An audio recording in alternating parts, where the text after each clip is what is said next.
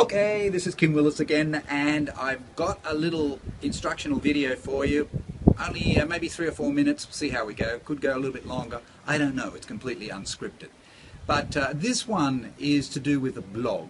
Now you're a marketer. You're trying to be a marketer. You're trying to make money. You've heard of the word blog. You more or less know what it is, I assume. Now, of course, not all online marketers have a blog, and some people ask me, should I have a blog? I get that question a lot. Should I have a blog? I've had a blog myself for, it must be 7 years, something like that. I've been marketing online for 10 years.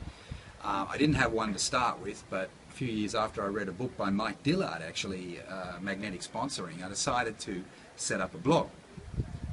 So people ask me, should I have a blog, and if so, why? What are the advantages? Well, I see it as 3 advantages. The first one is that a blog is a great positioning tool. It helps to position you as being somebody who's worth doing business with. It helps to establish authority. That's got to be a good thing. Oh, by the way, I forgot to tell you, I am doing this from the back deck. It's late afternoon, but the sun is still pounding down. It's been like a 39 degrees Celsius day today. There's a lot of glare, and that's why I've got my sunglasses on. I try not to wear my sunglasses, but when it's very glary, I just have to, because it hurts my eyes. But I'm here in Phnom Penh, Cambodia, and right in the middle of summer. So we've got approximately another 2 months of this extreme weather before we get a little bit of relief. So anyway, back to the topic. First one is that it helps to brand you and establish you as an authority. The second reason why I think a blog is a good thing is that it can help powerfully with conversions. Now, and that's really, in a way, a flow-on effect from the first point, authority.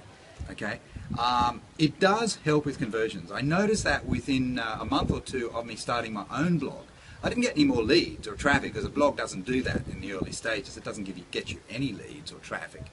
But I was getting leads and traffic from other sources, paid advertising, etc. And what I did was that I directed people to my new blog, to my latest blog post, an article that I thought might be interesting to them. They have a look at that article, and before you know it, they're thinking, gee, this guy is serious. This guy looks like he's a long-term person for this industry. He's the sort of guy I'd like to do business with. And that's the feeling that you want to engender in people. You want them to feel that, hey, I like this person, I've got some respect for this person already, and yeah, I'd like to do business with that person. Because it always comes back to know, like, and trust. You can't get away from that. You might, if you're not aware of it, well, you are now. If you are aware of it, come back to it, because it drives everything. And I don't care whether it's online or offline, it always comes down to know, like, and trust. Do they feel that they know you, even if they don't know you personally? Do they feel that they like you, or they like the kind of persona that you're projecting? And can they trust you? So I found that just doing these videos can help create more trust. And I just speak from the heart. I just like to be my true, authentic self. I don't want to create an impression that's not real. Okay?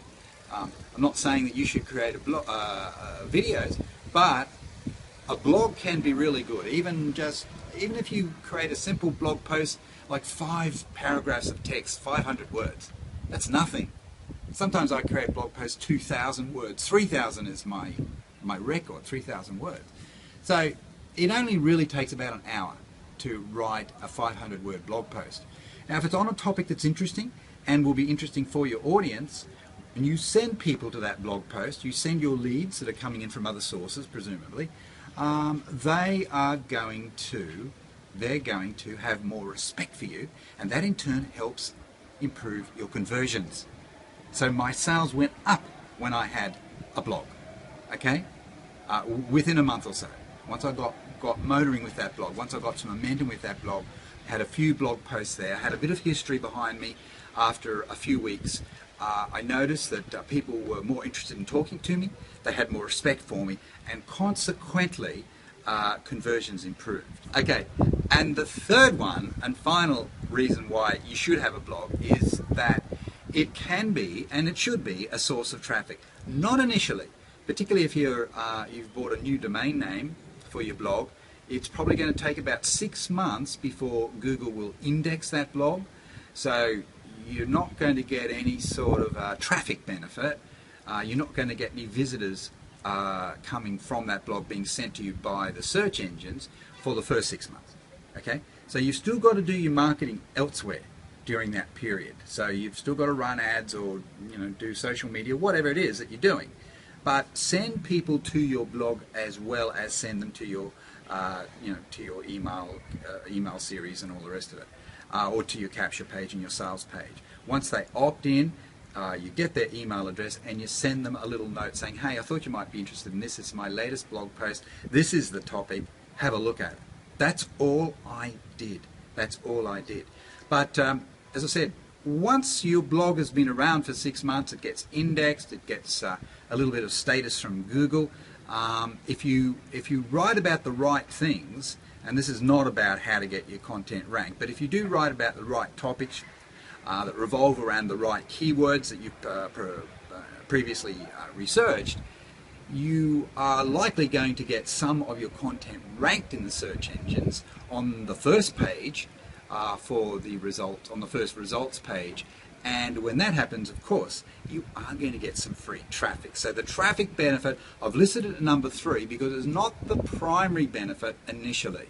Down the track, it may well be the primary benefit. I mean, I get visitors to my blog every day of the week. Many visitors to my blog every day of the week, but my blog's been around for quite a while.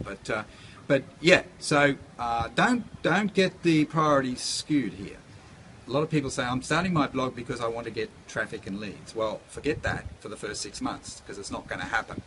But you are going to get more authority, and your conversions should improve if you do it properly. So you need to write about the topics, the kind of topics that people are interested in. Write in an easy way, not formal, just in the way you would talk. Clean up the grammar a little bit. There are a couple of tools you can get hold of, free tools that will help you clean up the grammar, and that's it. That's it, and that will help with your conversions. And then the final thing, once your blog's been around for a while, if you do do the keyword thing properly and write about topics that revolve around selected keyword phrases, you are going to get some traffic. Look, a blog is everything. It's the only thing that you own online apart from your own products if you've got some of those. So you want to have your own real estate, and a blog is your own real estate. All right, this is Kim Willis. Bye for now. Don't forget, click on the link, go and have a look, get hold of my 32 ways to get leads now report, a video report, it's a training I did, and it's yours free just for the asking. All right, this is Kim Willis. Bye for now.